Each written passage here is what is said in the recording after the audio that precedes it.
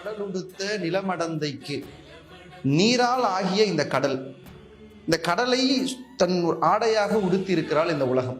நீங்க பூமியே பார்த்தீங்கன்னா 3/4 பங்கு கடல் இருக்கும், 1 பங்கு தான் நிலம் இருக்கும். அதை சுந்தரனார் ஒரு கற்பனை பண்றார். இதுக்கு பேர் ஆங்கிலத்துல பெர்சனிஃபைன்னு சொல்லுவாங்க. அவர் ஒரு உருவமா கற்பனை பண்றாரு. இப்ப சொல்றாரு, இந்த நீராகிய கடலை ஒரு ஆடையாக உடுத்தி இருக்கிற நிலமான பெண்ணுக்கு, நீராறும் கடலுடுத்த நிலமடந்தைக்கு எழில் ஒழுகும் சீராறும் மதனமென திகழ்பரத கண்டம் இதழ்.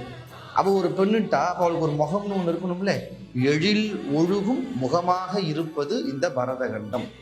உலகம் ஒரு பெண்ணுனா அதுல இந்த பரதகண்டம் ஒரு முகம். இப்ப அந்த முகத்துக்கு இப்ப என்ன இருக்கணும்? நெத்தின்னு ஒன்று இருக்கணும்ல. அடுத்து எழுதுறாரு, தக்க சிறு பிறை நுதல்னா பிறை போல நெற்றி, பிறை நுதலும் தரித்தனரும் திலகமுமே. இப்ப அந்த முகத்துக்கு ஒரு நெற்றி, அந்த நெற்றியில ஒரு அழகான பொட்டு. இப்ப எது நெற்றியா? தெக்கணமும், தென் இந்தியா நெற்றி.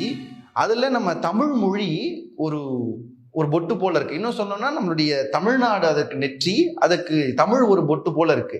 அந்த திலகத்தின் வாசனை எப்படி எங்கும் வீசுகிறதோ அது போல தமிழே உன்னுடைய புகழ் இந்த உலகம் முழுக்க வீசுகிறது. அதுக்கு அடுத்துதான் அவங்க எடிட் பண்ண வரிகள்.